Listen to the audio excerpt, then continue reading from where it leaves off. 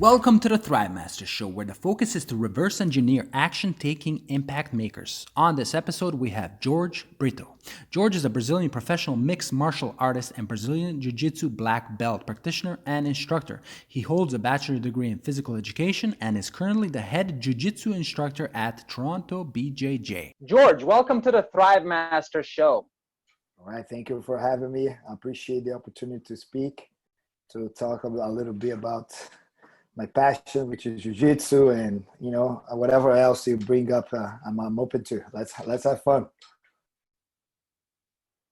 Absolutely. So my first question is, if you had to give a master class, I know you do the jiu-jitsu physical stuff. If you had to teach about some aspect of life, what would that class be on? Like if you had to give a speech on something. How to learn from failure. All right. How to learn from failure. I think learn from failure is the biggest asset I learned with jiu-jitsu, of course, but I think like everybody who grasp and understand the concept, like failure is just like a necessary moment you need to go through your life to achieve whatever you want, or to get better, or to find your way, and learn how to use the failures as a step stones to get where you want to go. It's amazing. It's like, to me, it's like I love to fail. I like, literally, I love my losses, I love my problems. I embrace them, with all my love, because I know they're gonna. It's like, I have a friend telling me like, oh, how it's gonna be when we get back to normal. I'm like, no, we're not gonna get back to normal. We're gonna get better. That's right. It's like, we're not gonna get. It's impossible to, after all this problems and hardships, to you get back the same, especially people like me and you that are thriving. Like, it's impossible. You're gonna get better. You learn something through this time, and then if you don't, you're silly. You gotta start to look things like from that perspective. That's what I think. I remember you showing to the kids the medals. They ask you, hey Jorge, can you show us the medals? And you gave them yes, that's right, those medals right there. And you gave him this life lesson right there, where you said you basically don't remember most of the people that you fought, except the last few, where the challenge was more about yourself, not the other opponent, right? Yes, so that's something that stuck with me. We're going to have so many challenges in life. And I wonder if you can touch upon how many medals you have in there and how many losses compared to the wins you have. I don't know, but I probably have more losses than the medals. I literally don't know. This is a box full of medals. There's only feel like I'm not gonna take it all. There's also some trophies too, but like, man, they're heavy. Like, yeah, don't worry. Let me just try to get here. Like, this is, there's some like hanging in places, but honestly, man, that's what they mean. A heavy box, and what really matters is the experience you carry with them. Those experiences are, and some of the best experience don't even came with a medal. I lost, or it was a fight that did not worth a medal. And the experience is everything, like the more you know about yourself, like every fights to me, I feel like I tell to people, like, jiu-jitsu to me is a big vehicle to like get to know myself more, yes, deeply. And then that generates to me an ability to control my emotions. And then when you understand emotional control, you will start to understand how you're gonna like dictate your life. Like, you got emotional control, you're good to go. Yeah. Whatever happens in your life, you're gonna be able to manage, because everything is emotions, it's how you see things and how you react for the things that happen in your life, regardless you want it or not. You have to deal with it. You like, for example, now, nobody chose to be going through like COVID lockdowns, but you have to go there. There's no cry, oh my God, there's nobody to blame. You just have to say, okay, how can I make this better? And the matter, the ones that I lost, the ones that I win, they carry that experience. Like, it's not just what is in the wall, but the opponents that we face, they're good, that's okay. But like, how about your personal challenge? How much you had to overcome, how much you had to work for this, and all the life lessons that you carry with the spirits. So that's why, like, to me, compete is very, very, very crucial for your growth in Brazilian Jiu-Jitsu. Not the aspect of the medals or to become like a good athlete. that also very good is a good point, but it's the personal challenging and the personal encounter you have, because you put your emotions to a high level of stress, you know, and particularly if talking about jiu-jitsu, which is a fight sport, martial arts, you have to really fight. So then you get stressed. Like some people never had like a fight in their life.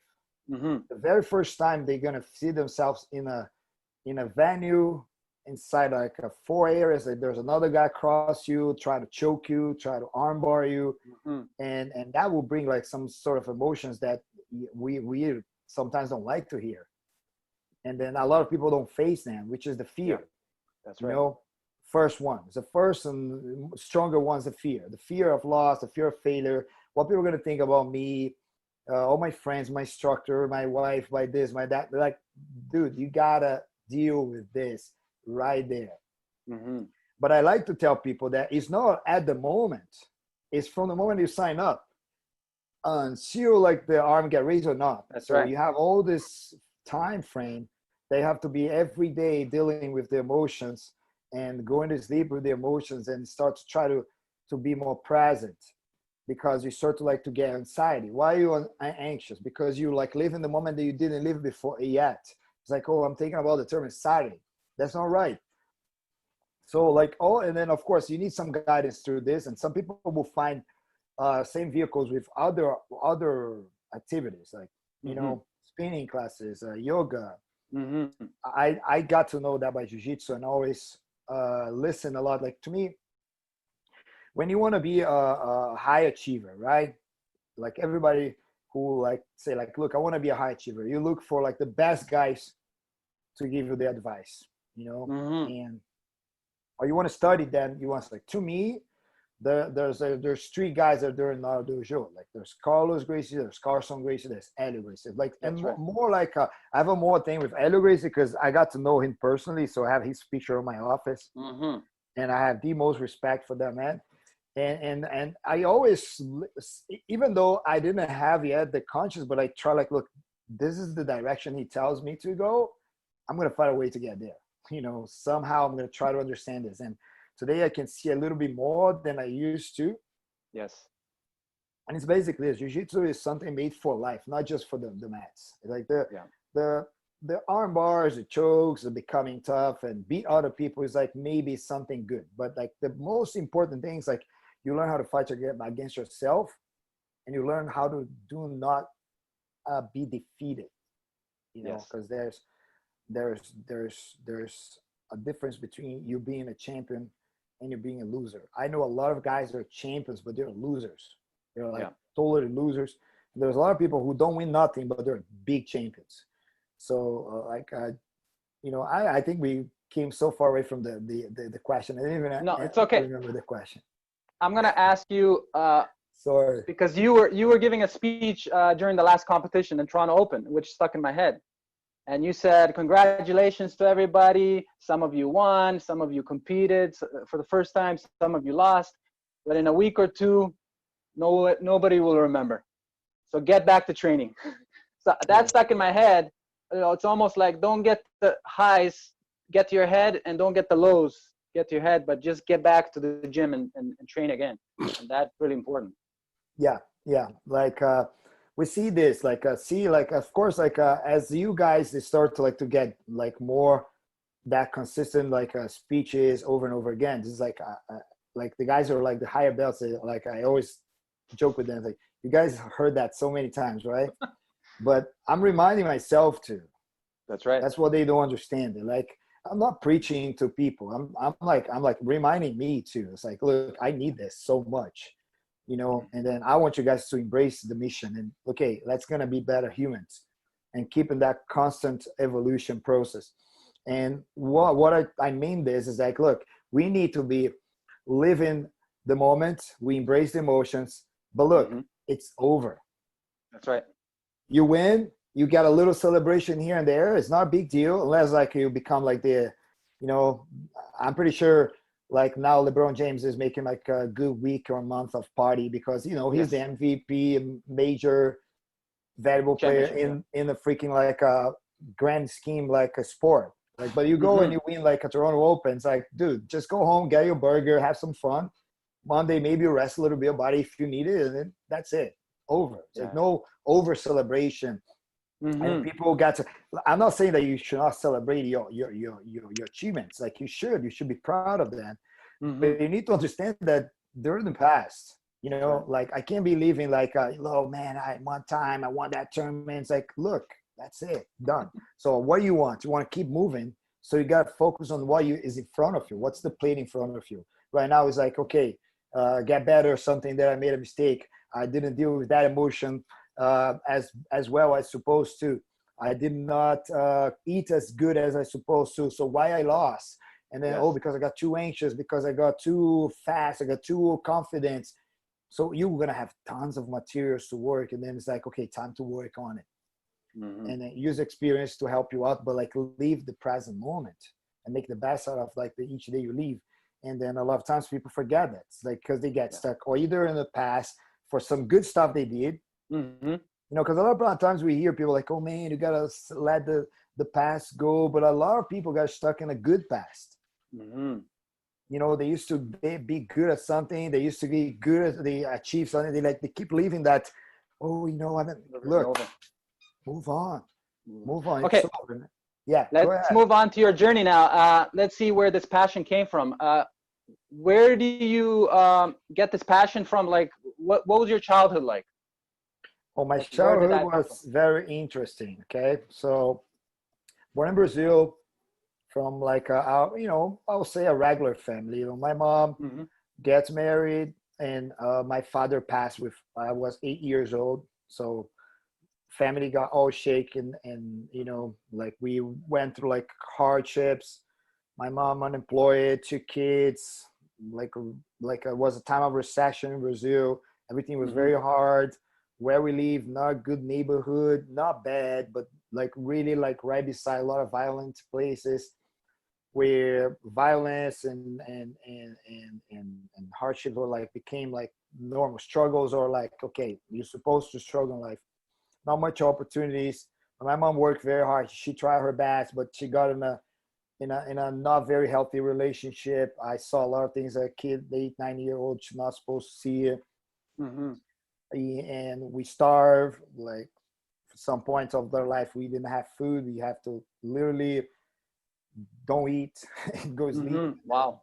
Mom tried to like even she didn't try to suicide that are my knowledge, but one time she kind of like presented the idea to me and my brother, and we were like maybe 9, 10 at the time. We got like, oh no, that's like shit's getting real. Sorry the coarse language. It's okay. And then like somehow she put me in soccer, so I play soccer in this small club that's very traditional in Brazil, and especially where I go. So while she had that relationship that was very unhealthy, super mentally abusive, physically. I mean, I don't want to go deep on that because I could be in one podcast just for this. But like seeing like all this and living this, and then soccer was kind of like my only, like when I was playing soccer, it was like, look, I'm in a different world. But I'm not good at soccer, you know, like, but I love soccer. And there's a sports like they're so disputed in Brazil that you like to be in the team or to be pursuing for like to be always playing. I was always choosing like the less popular places on the fields, like the midfielder, defender, because like nobody wants to play. Everybody want to be the striker. Everybody wants to be the good guy. And it's like, no, I'm here. At least I'm playing. And then somehow my friends, who like my best friends, like the crew, I felt I was belong because, you know, like young, I was about 13, and you want like to feel you part of something, right? So even though you don't know that, you want to have your crew that you feel kind of safe. And then where we live is everything so violent. It's like similar to the hooligans thing. You want to be part of some of this. That's right. And these guys start to do jiu-jitsu. So I didn't like the idea. I have tried martial arts at some points. Not try. I went one day to see a kung fu class, and all these kids wearing blackies and making big noises. I got scared. Never came back. So then I went to a Taekwondo class. I don't know how to pronounce Taekwondo in English, but it's like that, yeah. Yeah. So, but like it seems so hard to do all the movements. I was not very coordinated. I'm like, whatever, martial arts. I'll be tough myself. And these guys go to jiu-jitsu, and I'm like, no, man, I don't want to do this thing. And then 1 month goes by, so I start to go like to our street soccer, which is a very popular thing in Brazil, like especially in the poor areas. All the kids go to one place, and then they play like for the whole night. From like you get out of school, you just go to the field and you keep playing like forever. Yeah. Yeah. So then I go to this place, and then my best friends, which are like five guys, they're not there. They're training. And then I'm trying to hang out with the other guys, and I'm always being kind of a little excluded. I feel insecure. I'm like, look, they're training 3 times a week. At least these days, I'm going there just to watch them. Like, and then I come back in the street walking with them. I feel kind of like, And then the day I go, this professor, which was like my very first professor, called Flávio Figueiredo. He's like old master. He was already old. He's wearing jeans, and the top, he's like, and he's painting the dojo. So he's all like wet with paint, like white paint, paint. And he's like, oh, you come with the boys. Good. They're training. You got to train too. I'm like, no, I don't want to try. I just tried today. He put me on the floor. He showed me a few things. He's like, oh, now you go there and you spar. And somehow, like, I couldn't say no, because I didn't have the courage to even say no to him. I was like, yes, all right. And somehow I choked the kid I was there with. And I felt, wow, this thing, it empowers me in a way that I feel like I can do something. Yes. I don't really need to be so special to this martial arts. And he really made me feel like that. It's like, you feel like, look, you just need to do it. And then to me, that was key point. So then from there, I started to get really passionate in jiu-jitsu, to the point like my friends don't do jiu-jitsu anymore. Those friends who started. And I kept going. And then he had another professor with him, which was a Carson Gracie black belt. Like for the ones who don't understand, Carson Gracie is one of like the most important figures in Brazilian jiu-jitsu. He only awarded the black belt for few people in the world during his time alive. So, and he was one of them. He was legit Carson Gracie school guy, and he really put me to compete right away. And then I started to get like a super passion about it, and then since then I didn't stop. So he moved to another city to teach like physical education, which is, by the way, my background in university too. Like you teach kinesiology or sports to people. Yes, yes. And then he moved to other city to teach. So then I was kind of like in my neighborhood. I had some friends that were from Gracie Tijuca. It was like the most natural thing, which is like one of the branches from the main academy, Gracie Muay Thai, which is the Gracie Academy, the most traditional academy in the world. So I went there, and I stayed there until my black belts, and then I ended up moving to Canada. Now, did the jiu-jitsu environment provide structure and order that was kind of missing after your father passed away? When my father passed, so, you got a little lost. You start like, you don't know, like, especially like a young kid, you don't know, but you try to look for role models. That's right. They can be good, they can be bad. Of course. And then the soccer was not very good. So I was really leading to like a not very good ways. Like the area I live, like not good examples. I saw a lot of things, like I'm telling you, like I saw so much stuff that I'm not supposed to see in that age. I don't want my son watching these things and like pure violence, like guns, drugs, like sex, things that you're not supposed to see, because you need to keep your innocence. Like the naiveness of a kid is so important. To be a kid when you're supposed to be a kid. But I was a kid. I was a very happy kid. I try to avoid that. So somehow, I don't know how, I created a kind of shield to protect me from everything I thought was inappropriate. My mom was always trying to tell me things, but she didn't have much control over me. I was a very active kid, so I would like run away from home, find ways through the windows, to the stairs, to go to like the soccer games, jump in the place to be there. And when I got to jiu-jitsu, I started to really got like a role models, father figures. Yes. Which like my masters, they start like without even knowing, like they know they're like giving you direction. And when I got to the Gracie Academy, even more, the other ones were great, but like I was a little bit like not so close. But then like when I start to get more and more, like the Vini Aeta, for example, which one of the professors from Grace Academy, to today he teaches in the brain branch, is one of the best instructors in the world. Like he was like a father, or you know, that I didn't have. And Saulo Ribeiro, which like a big brother that we never had. And they're like, we'll teach you like everything, like even like things such like how to sit on a table, eat like more, you know, like don't be so crazy, you know, like, have fun, things that, you know, like you know, people today talk so much about this masculinity, toxic this, toxic. Look, like I'm like I'm old school dude, you know. I was raised like, look, this is what men do, you know. That's right. Protect women, you do this, like you raise your family. And these guys were like up to the top to show me that. Royler Gracie was a ridiculous role model. Like his work ethic is something that I always kept in my mind. It's like I could not believe how much he trains and work, and he had a family. To me, that was like, I gotta be like him.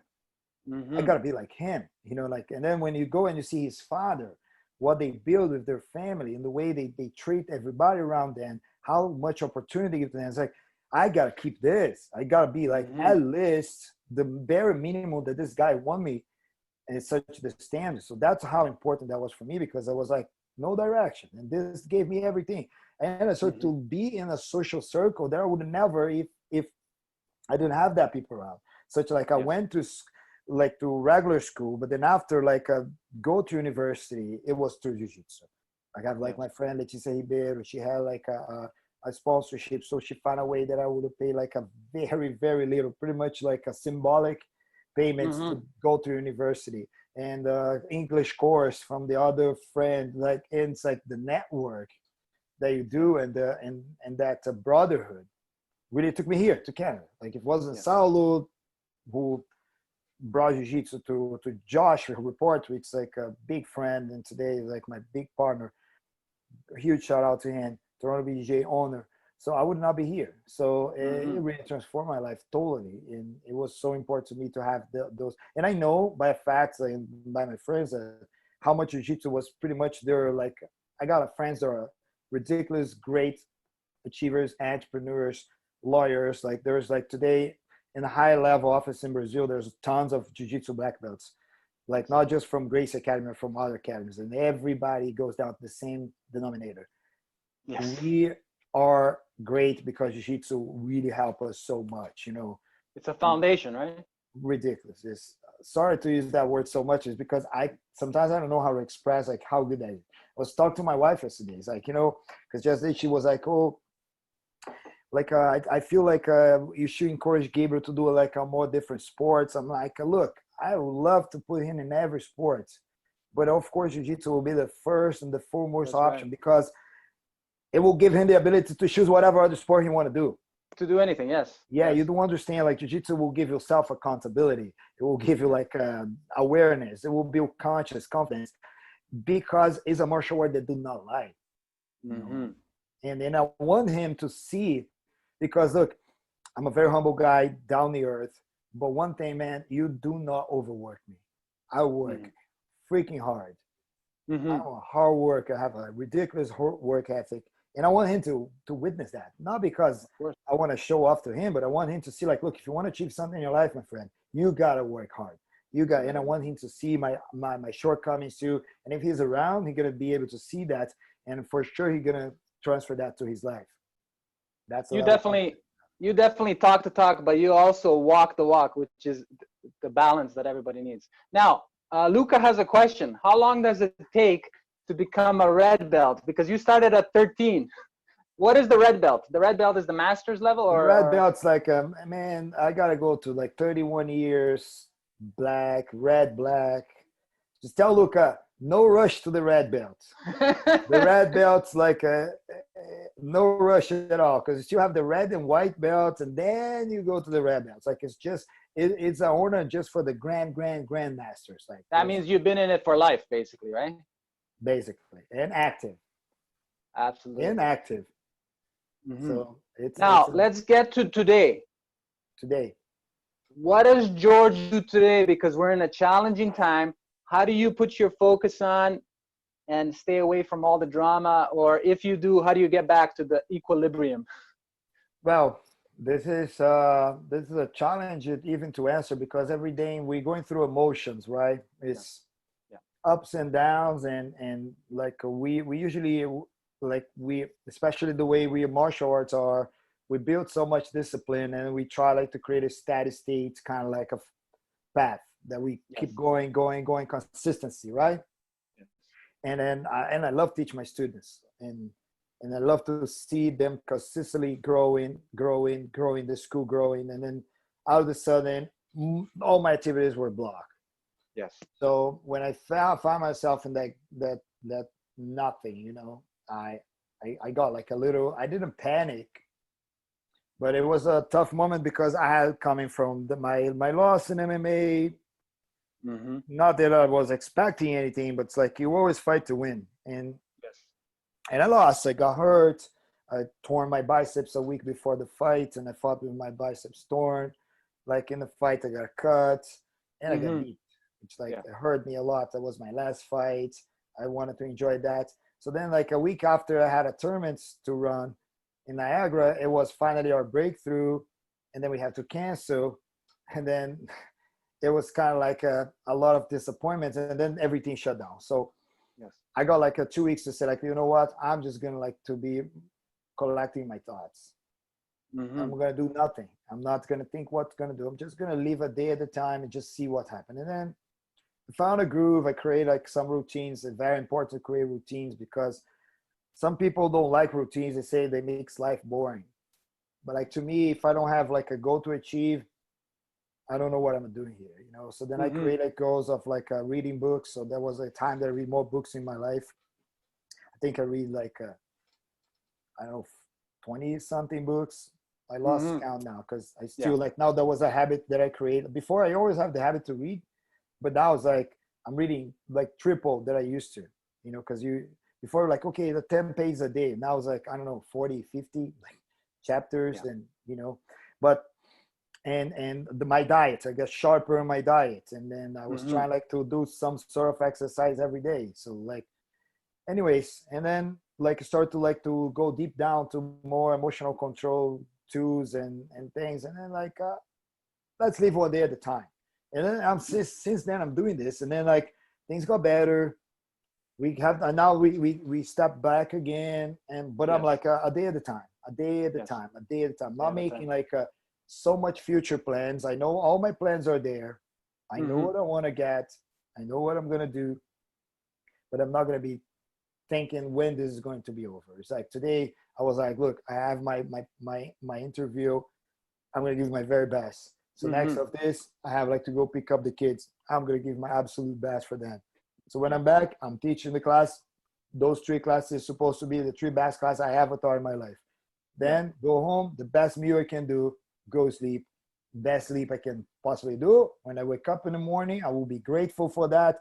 If God give me that opportunity, I'm gonna kick ass again. I'm gonna try to make One like this, step at a time. one day at a time. It's the only thing I can do right now. That's right. That's right. It's sad. I even post this, and a lot of people send me messages like, "Oh man, I'm worried about you." I'm like, dude, don't be worried about me. I'm very happy, because to be conscious of my insignificance on this scheme of that world, it makes me actually happy. Yeah. Like, look, it's so hard. Like, people do not accept that there's nothing they can do. We don't play the big balls. Like, the big guys are there, like telling, like, moving us as puppets. Of course, there's some time that you can accept this. That's me. I'm still on my time. At some point, if that goes wrong, one time, you know Gary Vaynerchuk, right? Yes, yes. There's a classic interview that every day when I start to thinking about complain about government, I remember him. He posted this way before like COVID. He's a guy that goes on his one of his summits or in a Q&A. The guy stands up and say like, "Hey Gary, look, I'm trying like to sell weed on this states in the States. Yes. Weed was legal, but then became illegal, and then it's now hard." And he started to complain about it. And the guy like, "Move! What are you doing in that place?" It's like it's like, can you change the rules? Can you change the law? It is what it is. Move. And you know, and it's sad to say that, but like I was telling my wife, like, oh my God, if this is like, we're gonna move. Because I'm not going to allow myself to change my career and to not leave my passion. Because it's not about the money. It's like, you know, it's like for me, it's about like, look, I like to leave. It's like I like to do jiu-jitsu every day, to do competition, to travel, it's like I'm going to whatever place I can do. Oh, it's in China. I go to China. Is it like, yeah, but it's going to be a struggle, whatever. What's a worse struggle than you leave doing every day something you don't like it? To me, there's no price for that, you know? So now let me get back a little step back. Let's go into the moment, because you touched upon it during the last match that you had where you wanted to win. Right now, I think there's like trouble with the kids where they told winning doesn't matter. We shouldn't keep the score. I have this idea that whatever you do, you should want to win no matter what. Like even when I started last year, which was the best thing I did with jiu-jitsu, I said, okay, each time I go into it, I'm going to try to win. And the first 10 times, I lost like 8 times probably, right? Because I was new. But at least I had the mindset, okay, I want to win. And then you can couple win and learn, right? Win and learn, right? Yeah. But how important is it just the starting of wanting to win, right? Like if you have no drive, you will achieve nothing. That's right. You know, it is what it is. And like, I'm not going to be doing jiu-jitsu just to be an average jiu-jitsu guy. I want to be the best I can possibly be in the universe. Yes. If I fall short and I'm like the 100 guy in the world, great. My conscience is I go back to sleep and I gave absolutely my very best. That's right. I tell this every time. Every day is supposed to be the best day in the world, the best day in your life. Every day wake up, I finish my cold shower. I like to that cold shower to like kind of boost me up. Like there, 3 minutes, 4 minutes, breathing in, get out. It's like, oh, yeah, that's it. Today's going to be the best day of my life. Yeah. Is every day the best day of my life? No, obviously not. Right.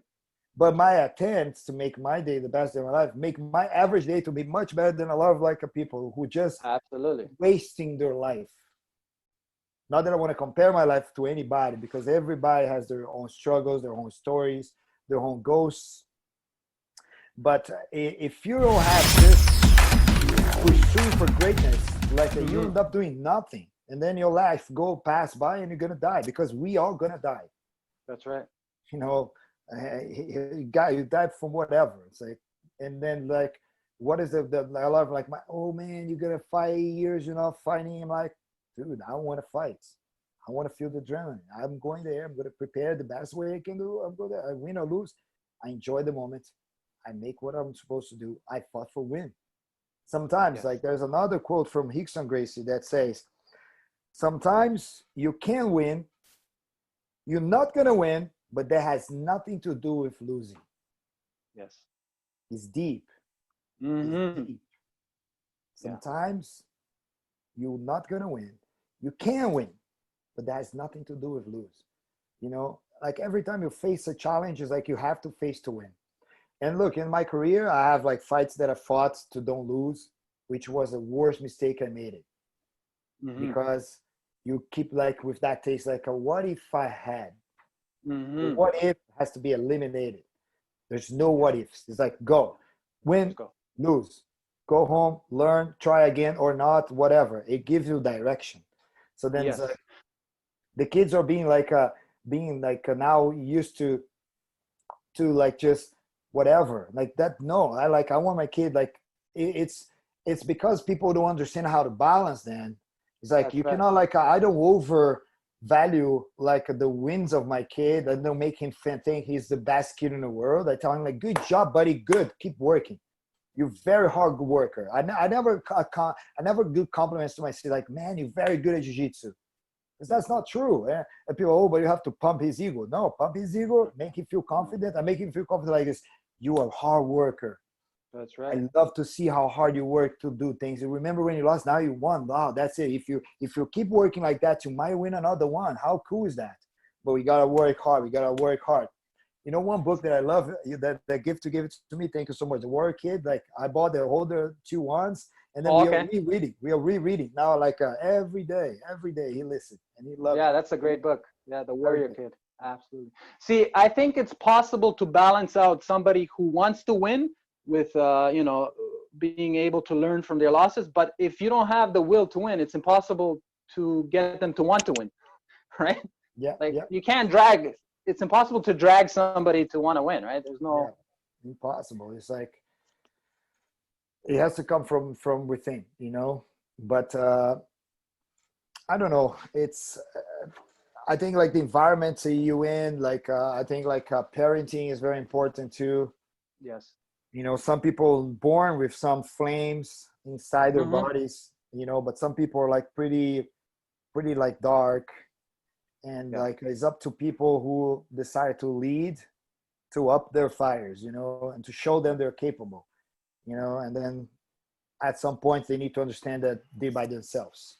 So that's the same with the kids. I think like parenting is being like so far like the toughest challenge I ever faced. And I Yes. take serious. I take freaking serious. Like, you know, to me it's like I'm so like I try like to be the best parent I can be. I know I have a lot of failures, but I accept that. You know, I don't try to be perfect, and I don't try to pretend I'm perfect. You know, Mm-hmm. sometimes I lose my temper with my kids. Sometimes I talk to him the way he's supposed not to, but I try like to fill up with love Mm-hmm. and with their ideas. Like, look, he needs to be able to like handle himself without me. Yeah. You know, Absolutely. I don't try like to make him win at all costs. Like that's why I like jiu-jitsu, because I like to expose him to losses. Two losses. Yeah. No. The sooner he deal with that emotion of like a losing, get crushed, the more he realized that, look, this is natural. And then always saying like, look, this is gonna be worse. I don't tell And him, there's oh, not look. many. And there's not many places where you can go through so much rotation of winning, losing, winning, losing. Where can you experience that? Same It takes day, such a same long day, time. same day. Same day. You're the best, you're the worst, you got smashed, you so. And then when you compete, that's what like I tell people, the importance of competing in Brazilian Jiu-Jitsu, because Jiu-Jitsu is so good that like it gives you like it forces you to create like a comfortable zones. You learn Yes. how to get comfortable to like a way you feel good, where you like is your position. And then slowly in the practice, I see that with my experience that people start to choose partners, to pick partners here, pick partners there. So then they'll no longer feel that evolution, you know, because when you Yes. first start, it's crazy how you like you keep on that and then you reach a plateau. So how you break through? You break through one of the elements to break through is competition, because you're gonna face the unknown. Yes. And then you face the unknown, you're out of the comfortable zone. You're out of the comfortable zone, my friend. You're growing. Yes. Yes. If you're working, you're growing. And then look, one thing I'm sure here, we have a system, and the system here is to put you to work. You know, no matter like who you are, what you do, you come here, you just like everybody else, and everyone goes through the same warm up, same drilling, same specific, same sparring. And then it's up to you to get better. And if you one day you don't like it, I tell this all the time for some guys that look at me with like some face like, you don't like it, do like I did. One day you create your own environment, your own dojo, you do whatever you want. But while you're here, my friend, that's the way you're gonna do it. And then you thank me later. Yes. Because Okay, that's what happened. last question, George. You touched upon death. What do you want to be remembered for, and what do you think about death? Does it help you navigate your life? So I don't see that as the end. Mm-hmm. You know, I'm a believer of God. Mm-hmm. I have a relationship with God that I don't trade for nothing. Mm-hmm.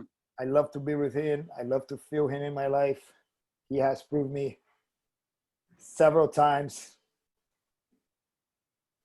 that He's around, Mm-hmm. and I'm thankful. And I know that death is not the end. You know, Yeah. it might be the beginning. We don't know. Yeah. And I'm ready for it. And anytime He called me, I'm ready. So, and that's just what makes me value life a lot. Sorry. No, it's okay, man. Because every moment here is precious. We don't know. Yeah. Tomorrow might be none. So that's why like every day, it needs to be the best day. Because tomorrow we're gone. So then, you know, if people remind me as a nice guy, I'm happy. That's it.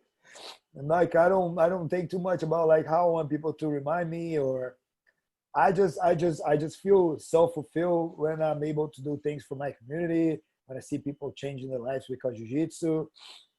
And you know, I don't really think about like how I want people to see me. Honestly, I love people, but I don't give a fuck for them. You Oh, understand? there's depth in that. There's depth in that. Really, Yeah. like what people are gonna think about me is not my business. I hope people think good things, and I keep working not to please them, but to do what I think is right. You know, we should help each other. As somebody one day helped me, he's like, that's what I think. It's like love God above everything and anything, and love like your neighbor, your next, like you love yourself. Mm-hmm. You know, I don't like to do things with people that I would not like to do it to me, and that's the way I kind of like live. You know. George, you're gonna be remembered. I know you're not thinking about that. I shared with you that my son Luca was talking to his kids, and he said, "Guys, it's either you win or you learn." I think that's what's gonna happen with us with this challenge and going forward. Yes. We're gonna learn and we're gonna win. That's it. I was very honored to hear that. I was very happy, and I miss them a lot. And I can't wait to see them again on the mats. I can't wait this to all to be gone, and we all share like joyful moments on the mats again. See them competing. Like I really miss that group. That group of kids for me is very special.